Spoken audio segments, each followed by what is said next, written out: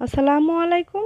মম cooking studio চ্যানেলের পক্ষ থেকে আপনাদের সবাইকে আরও একবার স্বাগত জানাচ্ছি দারুণ মজার একটি রেসিপি দেখার জন্য। আজকে তৈরি করেছি নিহারি। আশা করছি আপনাদের ভালো লাগবে। তো চলুন আর কথা না বাড়িয়ে মূল রেসিপিটা একবার দেখে নেওয়া যাক। তো প্রথমেই আমি কিছুটা গরুর গোশতের হাড় নিয়েছি।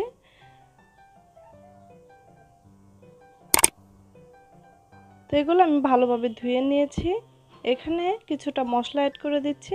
প্রথমে দিচ্ছি পেঁয়াজ কুচি 1 কাপ পরিমাণ, কিছুটা মরিচ কুচি দিয়ে দিচ্ছি, লবণ দিয়ে দিচ্ছি স্বাদ মতো, আদা রসুন বাটা 2 টেবিল চামচ, ধনে গুঁড়া 1 চামচ, জিরা গুঁড়া 1 চামচ, হলুদ গুঁড়া 1 চামচ, মরিচ গুঁড়া 1 চামচ, দিয়ে দিচ্ছি দুটো দারচিনি, কয়েক টুকরা লবঙ্গ এবং কয়েকটা এলাচ, আর সাথে আছে গোলমরিচ, দিয়ে দিলাম তেজপাতা।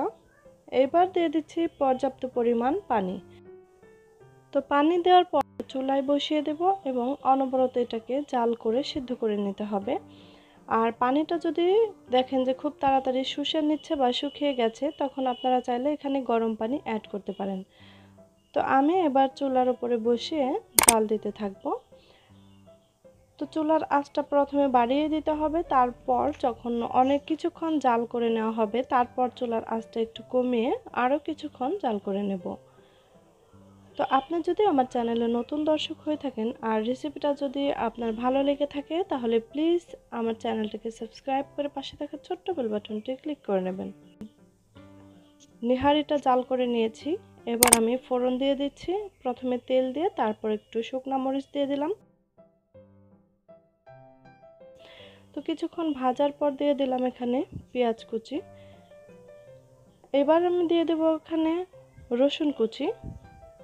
চাইলে আপনারা এখানে কিন্তু কাঁচা জিরাও ব্যবহার করতে পারেন, গোটা জিরা। তো আমি শুধু এই উপকরণগুলো দিয়ে একটু বাঘার দেব। তো পেঁয়াজটা ভেজে ব্রাউন কালার করে নেওয়া হয়ে গেছে। এই অবস্থায় আমি এই নিহারের উপর দিয়ে দিচ্ছি।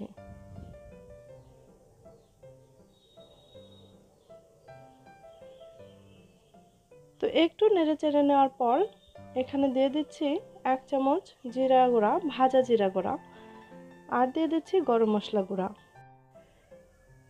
এবার কিছুক্ষণ নেড়ে চেড়ে ঢাকনা দিয়ে ঢেকে রেখে দেব 10 মিনিটের মতো। তারপর পরিবেশন করে দেখাচ্ছি। আর এটা অবশ্যই গরম থাকতে খেলে ভালো হয়, একটু ঠান্ডা ঠান্ডা হয়ে গেলে কিন্তু একটু ঘন টাইপের হয়ে যায়। তো আশা করছি আমার রেসিপিটা আপনাদের ভালো লেগেছে। যদি ভালো লেগে থাকে অবশ্যই একটি লাইক দিয়ে যাবেন।